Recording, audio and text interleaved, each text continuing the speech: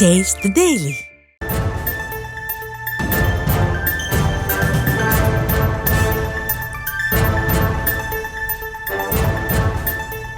அண்மை செய்தி. மேல்முறையீடு மனுக்கள் நிலுவையில் உள்ளபோது தண்டனை கைதிகளுக்கு விடுப்பு வழங்க தடை இல்லை என உயர்நீதிமன்ற 3 நீதிபதிகள் அமர்வு திட்டவட்டமாக தெரிவித்திருக்கிறது. விவரங்களை செய்தியாளர் மதியழகன் வழங்க கேட்கலாம். மதியழகன், வணக்கம். இந்த வழக்கின் பின்னணி என்ன?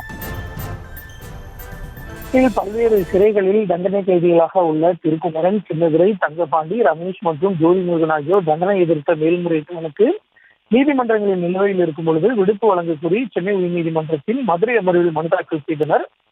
மனுக்களை விசாரித்த சென்னை உயர்நீதிமன்றத்தின் 2 நீதிபதிகள் அமர்வு இருவேறு அமர்வுகளின் மாறுபட்ட தீர்ப்புகள் வழங்கியதால் இவ்வழக்கு 3 நீதிபதிகள் கொண்ட அமர்வுக்கு மாற்றப்பட்டது. நீதிபதிகள் எஸ். எல். சுப்பிரமணியம், தமிழ்செல்வி மற்றும் சுந்தரமோகன் ஆகியோர் அடங்கிய அமர்வுக்கு மாற்றப்பட்டது. வழக்கை விசாரித்த 3 நீதிபதிகள் அமர்வு தமிழ்நாடு தண்டனை நிறுத்தி வைப்பு விதிகளின்படி தண்டனையை எதிர்த்த மேல்முறையீடு மனு உயர்நீதிமன்றத்திலோ அல்லது உச்சநீதிமன்றத்திலோ நிலுவையில் இருக்கும் பொழுது கைதிகளுக்கு சாதாரண விடுப்பு அல்லது அவசர கால விடுப்போ அளிக்க இயலுமா? தண்டனை கைதிகளுக்கு விடுப்பு வழங்கும் பொழுது தண்டனை காலத்தை கைது செய்யப்பட்ட நாள் முதல் கணக்கில் எடுத்துக் கொள்ள முடியுமா? மற்றும் விசாரணை காலத்தில் சிறையில் இருந்த காலத்தையும் கணக்கில் எடுத்துக் கொள்ள முடியுமா? கைதிகளுக்கு விடுப்பு தர சம்பந்தப்பட்ட அதிகாரிகள் மேல்முறையீட்டு மனுக்கள் மீது தீர்ப்பு வரும் வரை காத்திருக்க வேண்டுமா என கேள்வி எழுப்பியிருந்தது.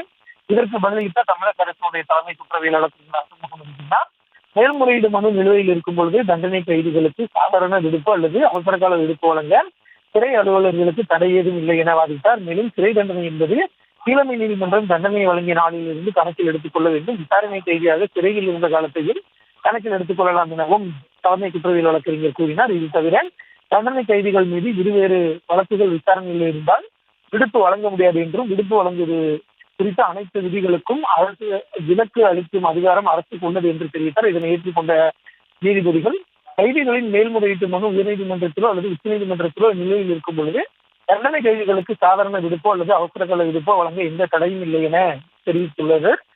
விடுப்பு வழங்க கைதிகளின் தண்டனை காலத்தை கணக்கிடும் பொழுது கீழமை நீதிமன்றத்தில் தண்டனை வழங்கிய நாள் மற்றும் தண்டனைக்கு முன் சிறையில் இருந்த விசாரணை நாட்களையும் கணக்கில் கொள்ள வேண்டும் எனவும் 3 நீதிபதிகள் அமர்வு தெரிவித்திருக்கிறது. மேலும் தண்டனை கைதிகளுக்கு எதிராக வேறு வழக்கு நீதிமன்றத்தின் விசாரணையில் இருந்தால் அந்த கைதி விடுப்பு பெற தகுதி இல்லை என தெரிவித்த நீதிபதிகள் அனைத்து விதிகளுக்கும் விலக்கு அளிக்கும் அதிகாரம் அரசுக்கு உள்ளது என்றும் தீர்ப்பில் தெரிவித்திருக்கின்றனர்.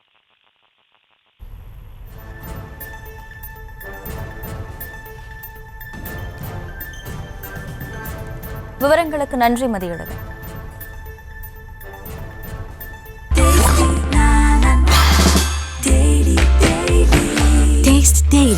Taste the Daily.